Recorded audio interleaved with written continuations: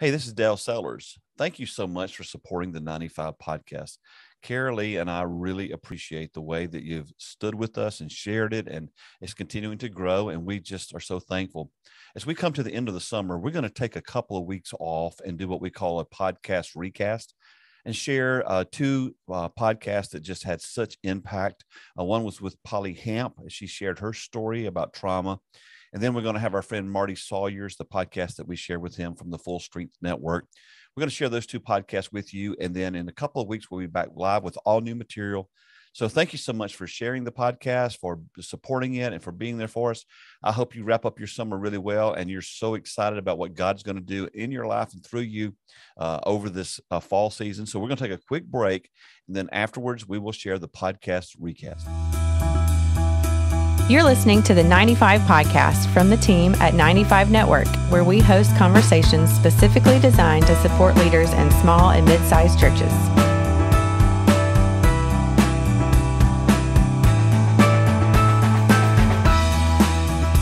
Hi, everybody. Welcome to the 95 Podcast. My name is Carolee Culpepper, and I'm here with Dale Sellers. Dale, how's it going? You know, it's going well. I am, you can hear in my voice today that I've been kind of fighting a sinus thing. And so knowing who our guest is today, I figured I won't get any words in anyway with you two once you guys start connecting. So it's a really good day for that to be happening. I'm not really sure what that was supposed to mean. Oh, it's very positive. It's very positive because the thing we love to do with the podcast is keep it just as real as possible. And that's why we invite the people we invite to share.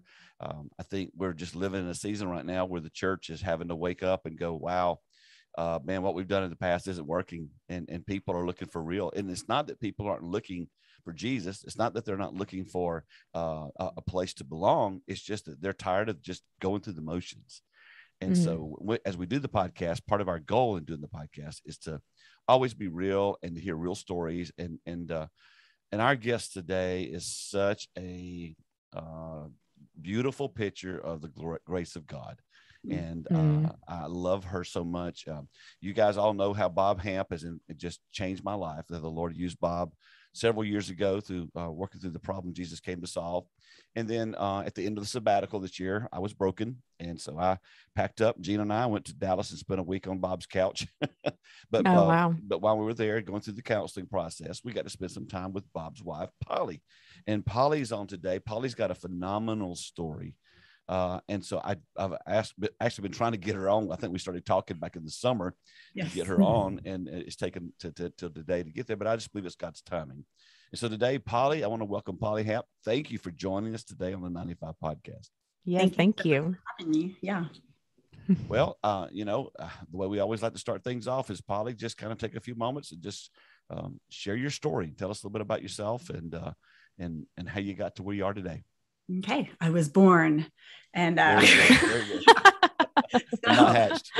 First, I want to say thank you for having me on this. I know we've been trying to coordinate our schedules here and there and all of that. And so I just really appreciate you inviting me here and getting to share my story, but also share a little bit about kind of trauma and navigating what trauma looks like.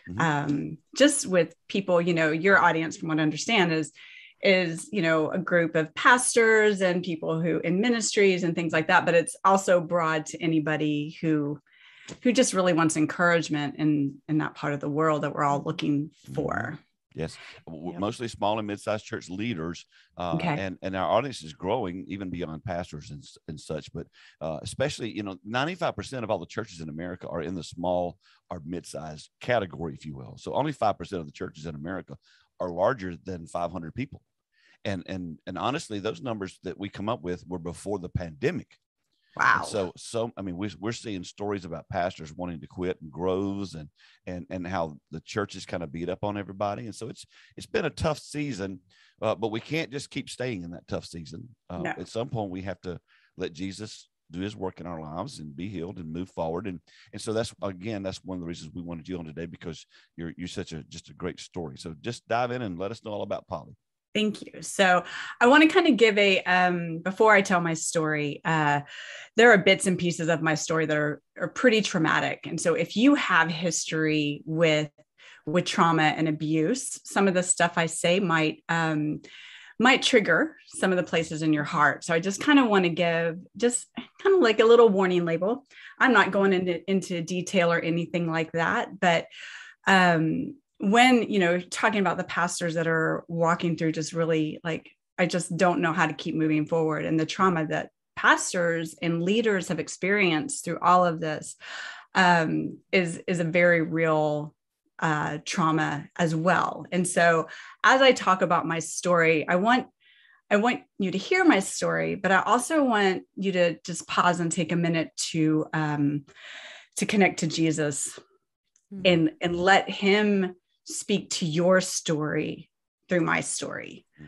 And even though we may not have the similar stories and experiences, trauma is trauma. Right. And trauma is not linear. It is an up and down battle. And we never have to measure, oh my gosh, she has so much more trauma than I have. Like, I should just suck it up, buttercup, and be on my way. And isn't it just like the enemy to tell you that it's like, it's not that bad, but it's so important to know that it's my experience and it hurts. Right. So there's an importance in understanding that your pain is important, and to let Jesus speak into that place. So kind of praying and thinking this morning about, how I share my story, because I share my story in a lot of different platforms. My husband and I, Bob, we own a counseling center in Grapevine, Texas. He is he's an LMFT, and I am an NLP practitioner and trauma recovery coach. Okay. What are those mean? What does that mean? Do you want me to throw all the letters out? Well, yeah, I have no idea what that means. A, B, C, D, E, F, G, H, I, J. So Bob is licensed marriage family therapy, LMFT. And then NLP is like neuro-linguistic programming. And really, it's a really fancy word for we all store experiences, everything that happens to us. It gets stored either in our nervous system and our brain, just somewhere in there. And what if like trauma becomes a lens in which we see the world. When interruptions happen, and say you have a car accident, and then after a bad car accident, you will more than likely, not always, just depends on how you experience it, you start wincing. It's like, oh, that car, like, oh, they almost ran the red light. I just got plowed by somebody, not really in real life, but I experienced this. And so it becomes part of your nervous system to where you're bracing for it. So NLP, what we do is I shift where you store memories and help put them where they actually belong. So they don't have the power to freak your nervous system out anymore. High anxiety. It's an amazing gift. So I will give a little warning. If you look up NLP, there is some freaky junk out there. Yeah. Like, there are people that do freaky stuff with it. And I don't do the freaky stuff with it. Of course not. If you did, I wouldn't have you on the podcast. Exactly. Everything is Christ-centered. Everything is, Christ-based, but God created our bodies, minds, spirit, all of it. And so he has just given us this gift to be able to shift it so it no longer has power over you. That's amazing. Where do memories need to be shifted to? So in the past. Okay. So, and when I don't know if this is a visual podcast for other people, but so my hand is actually going behind my head. So picture a memory that has been the lens in which you see life, a traumatic event that you've seen life through. And we take that and shift the memory and put it behind, like where memories, like in the mind, that's not where it is. Visually, though, it's very helpful to picture putting it behind you and shifting it where it belongs in the past. So the experience doesn't get to speak to you because trauma is actually an injury to the nervous system. And so whether it's physical or emotional, mental, spiritual, your nervous system has been traumatized. And so it's all connected and wired. So I unwire the power of the emotional state with the traumatic event and store it where it belongs. Wow. That's great. All that to say, it's amazing because like I've worked with people who have had, like, for decades have had anxiety attacks. And in one session, they don't have anxiety attacks anymore. Wow. Once we locate the trauma, traumatic memory with an experience, that's when we can start disconnecting it and storing it where it belongs. And then you find freedom. I love that word, freedom. I mean, I think what we're looking for. Right. Yeah. And especially, with mental health and things like that, just freedom from that is so powerful. Yeah. So you have enough in your story to talk about how it worked for you. So I do. So NLP was something that I've, much later learned about, but, so for my story as a child, my earliest memory that I have is age 3 when I started being sexually abused. And in that, when you're that young and abuse starts happening, whether it's verbal, physical, sexual, neglect is also a form of abuse. You start establishing core beliefs and core values about the world around you. Because you're in your full development. I was still on the edge of pre-verbal. 3-year-olds don't have a full vocabulary yet. And so that abuse, again, that's the earliest memory I have. I don't know if there's more stuff before that. But so like the actual memory started there. And so when you start navigating life through abuse and what is safety and what is not, you don't have a definition of what is. This is just life. Your parents can tell you purple is blue, and your whole life you're going to believe purple is blue because that's what you're raised to know. So the abuse spanned through till I was stopped around 7 before I turned 8. It's when my parents got divorced, my mom and biological father. He was a big part of that abuse. He has passed away. He was one of my abusers. But I don't know who the other men were who abused me. And so this whole world of sexualization, being very much a female who is sexualized, and the level of trauma that happened is like, all you can do is cry out in the ways that how. And nobody knew, nobody saw. And I literally shut that part of myself down. So after the abuse stopped, every one of my actions screamed abuse, but nothing got noticed. Right. Nothing, like I didn't have memory of it until I was 18 years old. So it was full suppression. Like I don't have memories. I have memories of that abuse. I'll have memories of what people tell me about a picture. And then I have a couple of memories here and there that I remember growing up, but pretty much I don't have memories of my childhood. So you just shut that whole entire part down? Yes. Which I have to say is... Even after the abuse stopped? Oh, yeah. Yeah. Yeah. And so that's the part I actually shut down. And yeah, so like memories, I vaguely have memories in high school. Like I have things here and there, but I don't have memories of my past. And it is, one of the questions, I grew up atheist because my thing was, if there is a God that is so great, how could he let such horrific things happen to a child, to me? And God has been answering that over time. There's no answer like that. I don't know if there's ever an answer that will be satisfying. I just know that he has given me peace in that place. Because I look back and there's some of the things that I have worked through where he showed up. Like because of the sexual abuse, I would, instead of being an introvert, I became an extrovert.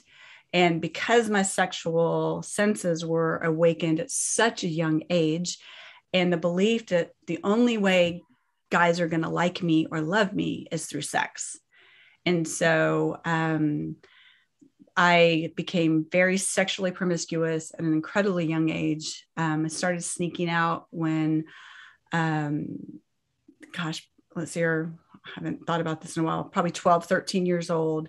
I would meet up with guys, like people I didn't know. I don't know how I'm still here. Like, oh my goodness. I was never kidnapped, but it's so, but in that process, I was doing drugs. I'm just trying to fit in. I hate myself. Oh my gosh, I hate myself. And at one of the one nights I snuck out, I was payment for drugs, and I was raped by the drug dealer. And from that rape, I got pregnant. So at 14 years old, I already hate myself. I'm trying to figure out my life. Pretty much don't want to be on earth. Now I am sneaking out. I don't want to get caught. So I don't tell my parents that this is what happened. I just said I slept with some guy and I'm pregnant. And my parents and me at the time, my mom got remarried to who I call my second chance daddy, and had an abortion. So injury, trauma, belief systems, all that getting developed. And so I live this very promiscuous life. And then I'm also a tennis player on the varsity team. And so one of the things you'll find if you work with people who have trauma, and just by the way, if you're in a leadership role, you're working with somebody with trauma. Yes, you are. You probably have it yourself. Yes, exactly. You have your own I know trauma. firsthand. I know firsthand. Yeah, oh, me. And so, you're coming across people who have either can't work on it, are so trapped inside of it that they don't know that they're worth being healed. And, or it seems so big that if I bring it up, I'm terrified to ever bring it up. And so at 18, I had gone through counseling. I did some drug counseling stuff here and there. I never did like an outpatient or inpatient in high school. Now, was your mom aware of the abuse at this point? No, not that she didn't know. Okay. So not that I'm aware of. She was very young when she had me. And, one of the things that we talk in our counseling center and just counseling in general is we all repeat our family of origin until we don't. Meaning more than likely there's abuse in her family of origin that, and my bio dad, abuse in his, because it's very, not rare, but it's not common that kind of behavior just forms out of nowhere. Right. It's passed on. Yeah. And so there's this like cycle of just repeating family history, avoidance, neglect, all of that kind of stuff. You put blinders on because you just don't want to see pain and trauma and abuse. So, after that, pretty much, playing tennis, but living a pretty compartmentalized life, still sneaking out, sleeping with multiple guys. I'm so grateful for tennis because I had an incredible coach. He was mean as heck. And I loved playing tennis because I could name every one of the balls. And because I was so freaking angry and I was a good tennis player. And so, but you had to pass classes to be able to play tennis. And so I think it's the only thing that kept me from being a high school dropout. Yep. Yeah. And still I'm an atheist. So I can look back now and go, oh God, you're so clever. But so I actually graduate high school, and one thing about trauma, and if you've experienced people where you don't understand, it's like 1 minute they're this way, the next minute they're another way. It's like, oh, I'm going to do this. And so there's these things called compartmentalization. And what I was talking about when you forget, like at 18 and before I was 18, I had like so deeply compartmentalized the abuse that I had not forgotten. It just got so stuffed deep that the expression was all abuse, but I didn't know where it was coming from. It wasn't on the forefront of your thinking. Exactly. Yeah. And so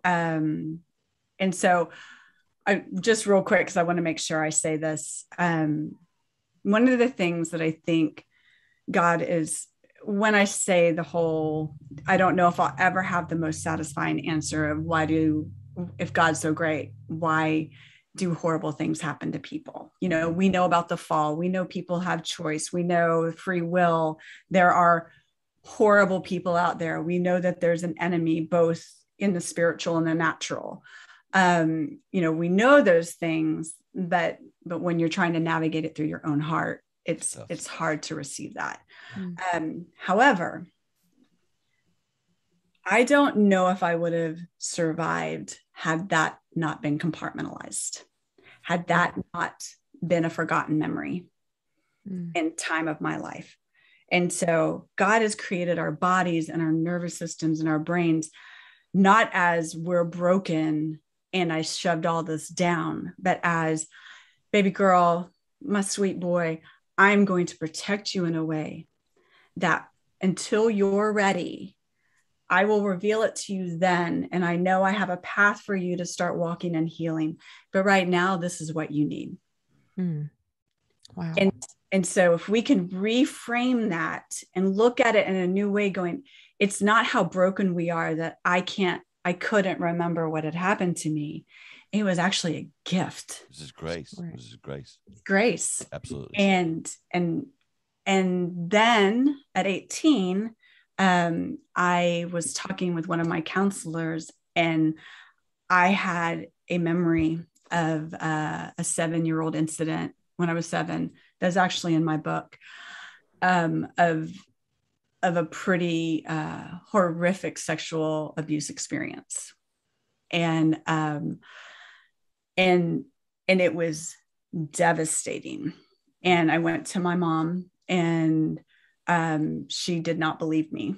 Yeah. And I think she was in shock. I think her response,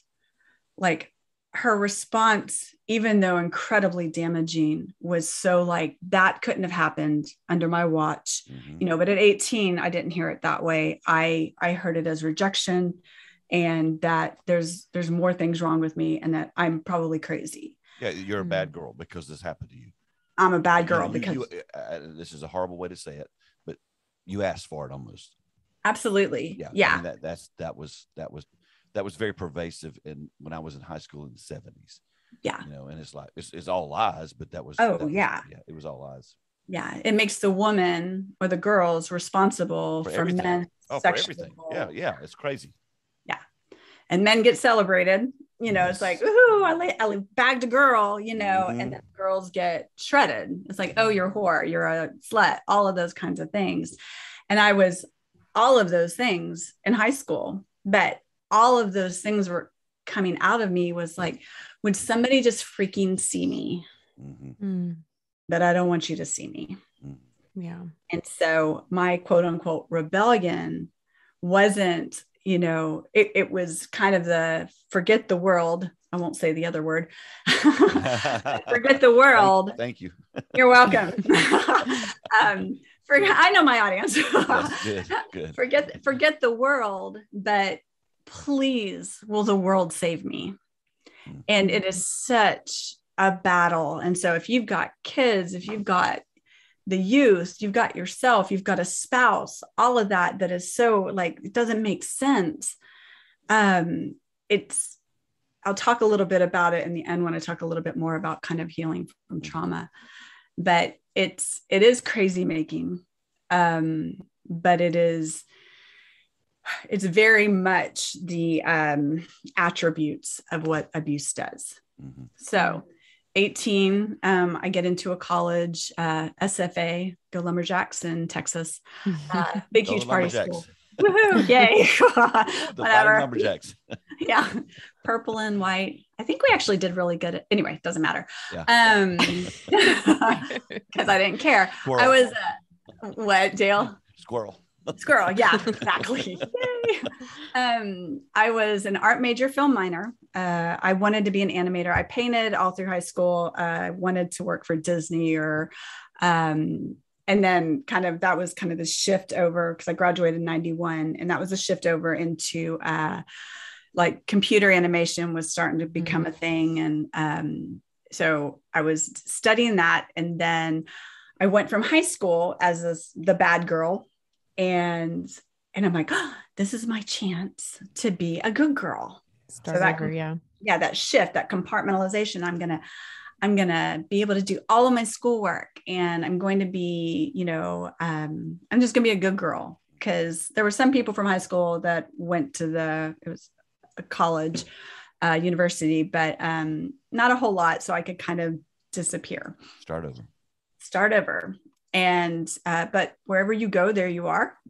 That's the truth. So, my everything came with me, and I couldn't forget the past, and I couldn't forget the ghosts and the pain and all that. And, trauma happened to me, but there were a lot of places that I put myself in that created more trauma. Mm-hmm. And, tell that to a 14, 15-year-old. It's like, it's very difficult to kind of come to grips with that. But it's definitely a process of going, okay, my pain was so great that I still put myself in painful situations.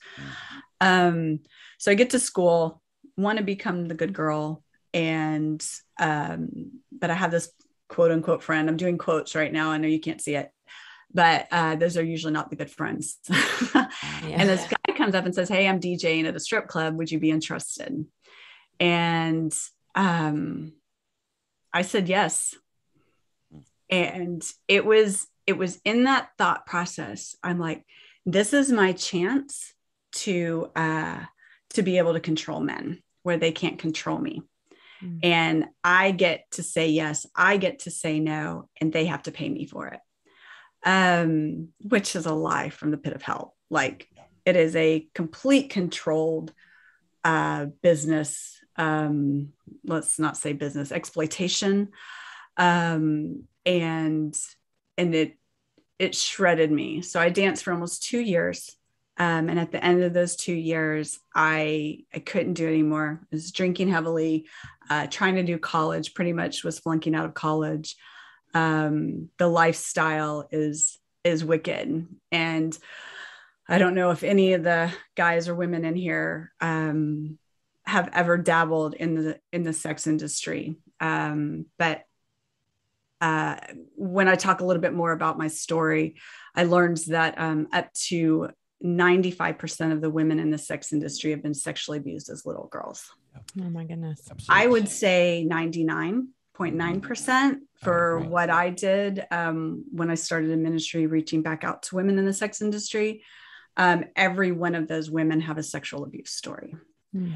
So for those who advocate or say, oh, it's not that bad, it's just a business and all that, there's a reason why people go into the sex industry. There's a reason why you have a stage name and you never use your real name, because you literally have to change your identity to walk through the doors or to do film or to do calls, being prostituted, to be able to shift yourself into that world, you have to change your identity. Mm. And so after those 2 years, I tried to take my life. I did end up in an inpatient program for a few weeks. Still hated God, I never danced again, but dancing never left me at that time. So I was still, after I had left college after that, still very promiscuous, because that stuff just doesn't go away, still wanting to be loved, still wanting to be seen. Did a lot of different kinds of jobs here and there, came back to the Dallas area, and then met this guy at a country and Western bar, because Dallas. Not everybody's country and Western. Hey, did they serve barbecue or fajitas? I had to have one of those. No, this is a real bar. Oh, they didn't serve food. Yeah, you don't serve food. But I was dancing and I met this guy that we ended up getting serious pretty quickly, and got pregnant, and we got married, and I changed my life again. All of a sudden I went from this crazy world to now I'm going to be a stay-at-home mommy. And I was 23 years old, had twins, and still atheist. But at this time, so his parents loved me. They didn't know my story, but they just loved me. Southern Baptist, like they're in church when the doors open, kind of Southern Sunday Baptist. Sunday night, Wednesday night. Yes. Exactly. And I think all the other things in between, whatever those are. But so I was pregnant with twins, and the girls were born at 27 weeks. And the doctor said, if they live, they're going to be severely mentally, physically challenged. And it's in this process between, he's now my ex, but his parents that loved me, and all the miracles that I got to start seeing that I could not see. I know that's a double negative, but we're just going to be bad grammatically here. Well, that's my goal. That's my thing here. So it works out. Perfect. I've got my whole own dictionary over here. Yes. But it's in that process. So the girls were born in 96. All these miracles, they are perfectly fine. We take them to the neurologist when they're like 18 months old because they had brain bleeds and all of that. And the neurologist is like, I don't believe in God and I don't believe in miracles, but I cannot explain your children. Wow. I'm like, why That would gave me cold chills. say that? What? That gave me cold chills. Yeah. it's, I mean, like, why would a doctor say that? Like, and it was like, oh, so maybe there is a God. Maybe there's a reason why my girls are okay. Wow, I'm going to cry.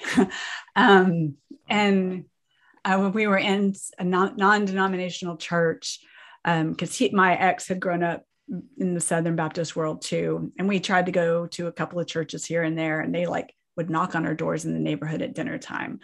And I'm like, y'all need to stop, because I'm not really into God and y'all are ticking me off. And they had told me that my babies were going to go to hell if they didn't come to know Jesus. And I'm like, oh my gosh, I can't wait to know your God. Fantastic. Oh. I'm like, I know there's truth to stuff, but this isn't a way to like, hey, let me help you get to know Jesus. That's not the way. That's just not the way. Anyway, all that to say, pretty much, I had this battle of like, okay, screw Christianity. Y'all are mean and horrible and ugly, and God's doing something. And so we were in a non-denominational church one Sunday morning, and I think the pastor was preaching something on Noah's Ark, and which really spoke to me because twins 2 by 2, even though I have identical girls, whatever, kind of all the rage. Every pastor here understands that. Okay, so perfect. And I don't even remember what the sermon was about, and but God showed up for me. Wow. And so in October of 99, I came to know him, and just fell in love with him. Then life happened, and we end up moving to Colorado, lived there for 3 years. We never get involved in a church. I'm wrestling with alcoholism. My ex-husband traveled all the time. I was home by myself a lot, trying to be involved and do all this and trying to be this good mom, and then still have all this trauma residual that keeps saying, hey, hey, hey, and my nervous system shot and all that. And then we moved to Chicago, then we come back to the Dallas area and start going to a church. Now, at this point, had you had any other memories crop up, or just the one? Just the one. Okay. And it had been like one of those things I knew there was more, and I was terrified of exploring them. I didn't have an outlet for that. I didn't have a place to explore them. I didn't know you could talk to God about it. I didn't know God was like, you know, it's like, oh, these things happen to me. Now I have to deal with it. You know, the outward expression of all the trauma was very damaging to our marriage. And he had his own stuff. And so us mixed together was just a really difficult stuff. And so we get back to Dallas. We start going to a church, and nobody knows my story. They embrace me. I'm watching. I'm like, okay, I know Jesus, but I'm not sure if I trust these Christian people because I've been hurt by y'all. But I'm going to go do the right thing, and I'm going to go volunteer, and I'm going to do all the meals, and I'm going to do this thing, and we're going to be part of a Sunday school class and all that. My ex sang on the choir, you know, we did all the good church stuff. And started like inhaling all the Beth Moore studies, you know, doing all the Bible studies I could and all that. And then just really starting to know God in a new way without the Holy Spirit, because I know it's part of the Trinity, but we didn't dabble in the Holy Spirit in the church that I went to. We only did the God, the Father, and Jesus. So pick the denomination, you know. But God started speaking. And I remember one time, how am I just check on that? Sitting there, and God, I could feel that he wanted to talk to me. And I'm like, because I had been doing a little bit of work here and there on my story, and my story had kept coming up. I didn't share my story because God forbid if anybody knew that I had been a stripper. You know, that's not kosher. That is not cool. Like you don't talk about that. You don't do that, because you are, for one, hide all your kids, hide all your husbands, because, you know, hide. And then the women are like, oh my gosh, she's crazy. And I am.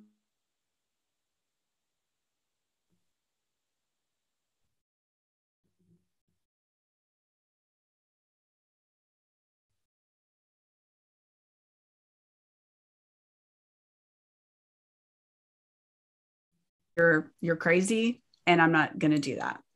And you can read the book, but over time he convinced me and I said yes.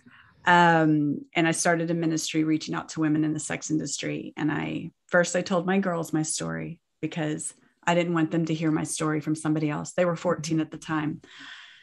And we went out to all the strip clubs in the DFW area. At the time, there were about 45. Every month we would take gifts and just meet the ladies right where they were at in the dressing rooms and invite them to a dinner. Just come and taste and see that we had every week. So we would never ask a woman to leave the sex industry, because once you remove choice, you remove love. And in this world, in the sex industry world, you're already told all the things to do, and you have to perform. And we can't emulate the very same thing that's within the sex industry. You have a powerful choice to be able to say yes or no. So the women would come. Some of them were still in the industry, whether it film, stripping, being prostituted, whatnot. But they got to choose if they wanted to leave. And then there were a lot of women who left. Amen. Because they got to see something new. And the ones that never left knew that we loved them, whether they were out or in. And so fast forward, in 2014, my world fell apart. And my husband and I ended up getting divorced. And I had been doing counseling and trauma work, but just kind of scratching the surface on it. And when you have that level of trauma and then your world falls apart, I could not sustain the ministry anymore. So I handed it off, and passed it on, and then licked my wounds. Kept doing all kinds of work that I could, and trying to get counseling and healing. And in that time frame, I had met Bob like back in 2011 at some trainings, just because he's in the same area. But he had walked through his own story and his own trauma and divorce, and we got to meet back up again. And it was like, I told God, I'm like, I'm never dating again. I'm not doing this. My picker is broken. There's too much pain. This was really hard. And so I'm done. And God's like, oh, and then plop stop. And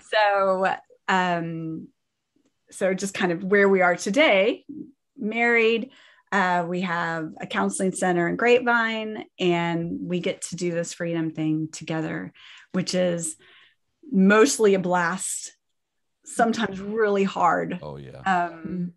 But on the counseling side for me, so if you're working with people, you are working with people who have trauma. Mm-hmm. You are ministering, you are connecting to, you're walking through your own trauma.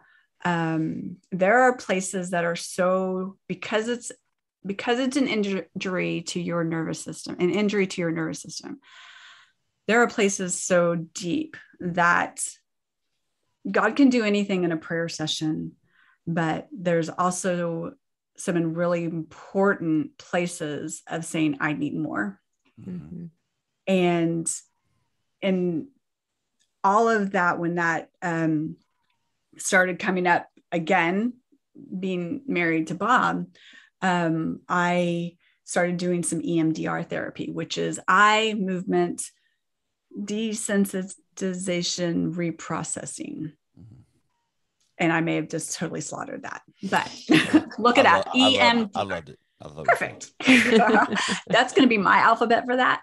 But it has been probably the hardest 2 years processing this stuff. All the while, I'm also doing counseling for other people. You're actually doing counseling. Exactly. I'm actually helping people, walk through their own trauma. And so we can live in both worlds. Yes. We can have both ands. I think that's just how God works. There's the both ands. And so you can have your own trauma and dealing with it and still be a powerful healing light for other people. Mm-hmm.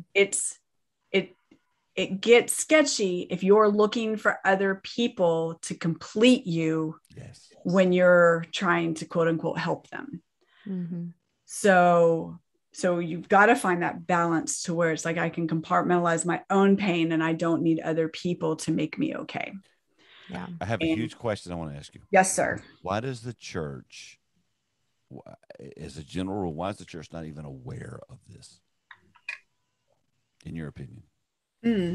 Why is the church not aware of this? Because I mean, know, because I came there, I was broken. And anyone who doesn't understand what I'm talking about, go back and listen to the podcast that we did. It was around 95, 96 podcast about my sabbatical, because I was broken, and God did an amazing work in my life the week I was with you guys. Yeah. And honestly, Polly, I have no way to communicate what you mean to me. I don't know you that well, but I know your story. And when I see you and I see your story, I see Jesus. Because only Jesus could turn your life around. Yes. And only Jesus can take a girl who was abused at least from 3 years old and back and go through all you've been, and now you're helping people. And I've always been told that the greatest ministers are the people who minister in the arenas where they've been set free. Yeah. But why, in your opinion, if you have one, why does the church not understand this or deal with this? Or do we not know?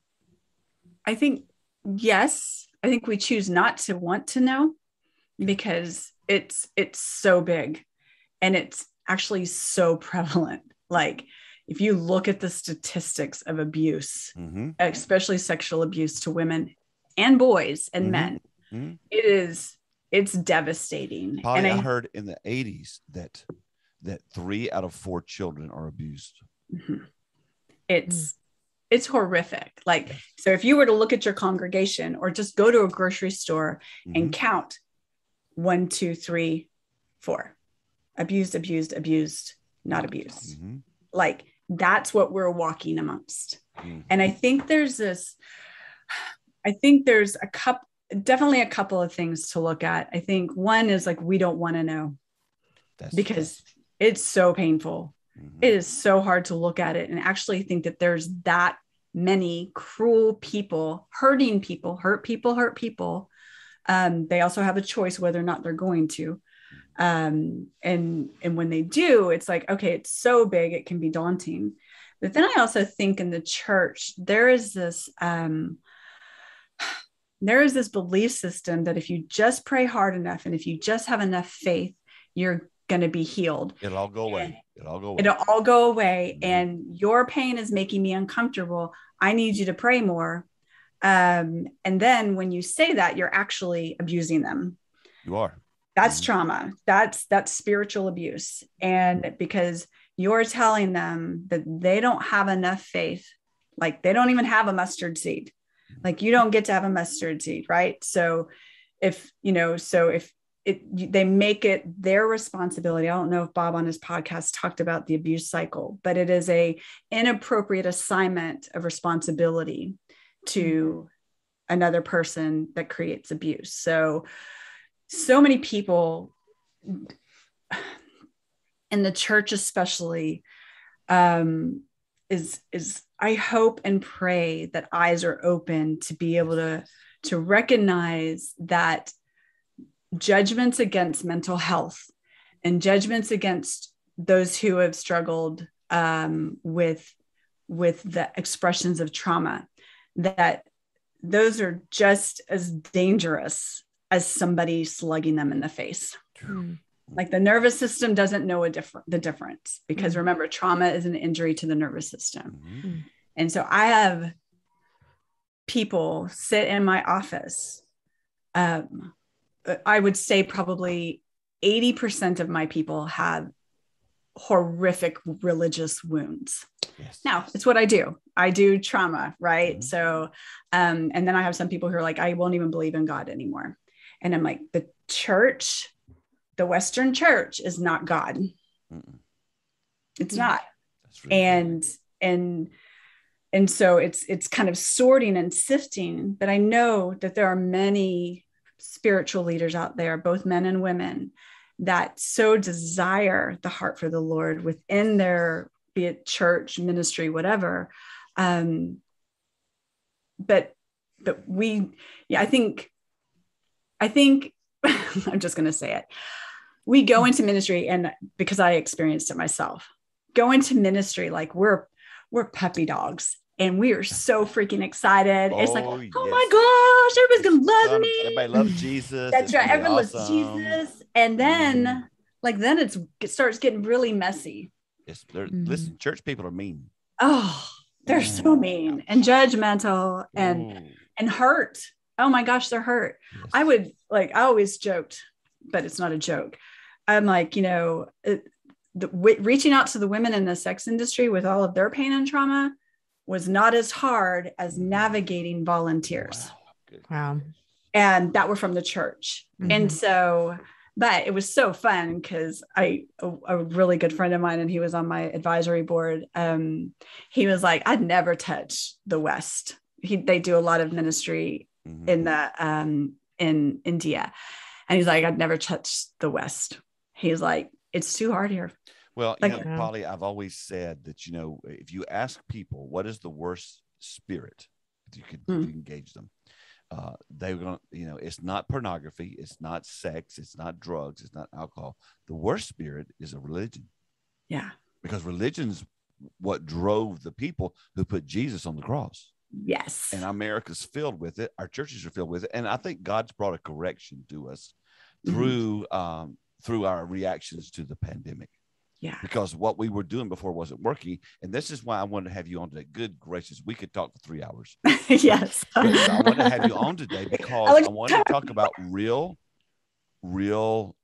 ministry, touching people where they are. Before I ask the final question, Carolee, did you have anything that you wanted to ask Polly before I kind of wrap? I think I have one thought. I'm thinking about your ministry and, you telling your story and your vulnerability even today. And, like how has being open about your story, one, helped you with your healing, and also how has your vulnerability ministered to others? Great question. What's a great question? I think vulnerability helps other people know that they can be vulnerable. Yes. It's totally that agree. It's that ripple effect. And it's like, oh, if one person can do this, then maybe I can do it a little bit.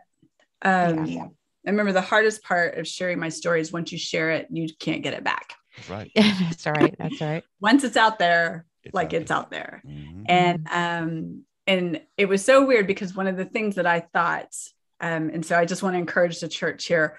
One of the things that I thought would happen is that I would be shunned out of the church. I'm like, God has spoken to me to say yes to reaching out to women in the sex industry and share my story. And the biggest fear I had was that I was going to be thrown out. Yeah. I was not. I never had cruel words spoken to me. I did get shredded. What was I was speaking at a conference in Katy. And I got shredded by some guys on Twitter, that were listening to the talk live, telling me to get off the stage. Now, they didn't even use their real name. And I had said something that's like, we don't go into the strip clubs preaching the gospel because we are the gospel. Mm-hmm. And in this denomination that I was speaking at, the gospels had a completely different meaning. So this gentleman explained all that to me, which was really wonderful. So all that to say, to the answer of your question, is there are moments where it's like, I never want to share my story again. I'm going to pull all of my books. I'm tired. Mm-hmm. And, but then it's like, I can't not share it. I remember starting the ministry and I was like, if it's just one woman, if one woman gets set free, if one woman finds that her heart and her mind and her body are not broken because of abuse, then I have done my job. I've done what I'm called to do. Yes, and I've had the honor to reach thousands of women and people, and men read my book and their hearts are healed. Mm-hmm. And they get to experience something that God wants to speak to them about. So it's hard to be vulnerable. Sure it is. Yes, absolutely. Yeah. But it's also a lot of bravery. Say again. I said it takes a lot of bravery. It also, I think it's harder not to be vulnerable. I got one question I always end the podcast with. Before I do that, I've got to tell you this again. I think you're one of the most beautiful, lovely representations of the grace of God that I personally know. And though I love your husband and for what he's done in my life and how God has used him and really, I tell everybody I'm just a donkey. If you know the story where the Lord spoke to a donkey, I think Bob's just a donkey because God's given him some great insight. But you, my dear sister, are such a trophy of the grace of God that he looks at as the apple of his eye and goes, oh, she's so beautiful. And how God could heal all that you've been through. It amazes me. Thank you. So as we wrap up this podcast, and I didn't mean to mess you up right there. It's great. Can you close out today? You're speaking to hundreds of pastors and leaders of small churches all across America. Whew, my goodness, man, the presence of the Lord is here. What's one word of encouragement or advice or wisdom you could give to our churches today? Because literally, I just posted on social media before we did this. Try something new. I just literally posted that, and what we've been doing, pastors, leaders, it's not working. Yeah. So, what would you tell us today as a word of encouragement or advice or wisdom to these churches? The word I keep hearing when you started asking that question is pause. Stop pushing so hard. Pause and connect to yourself, and then connect to God and just say, hi, God.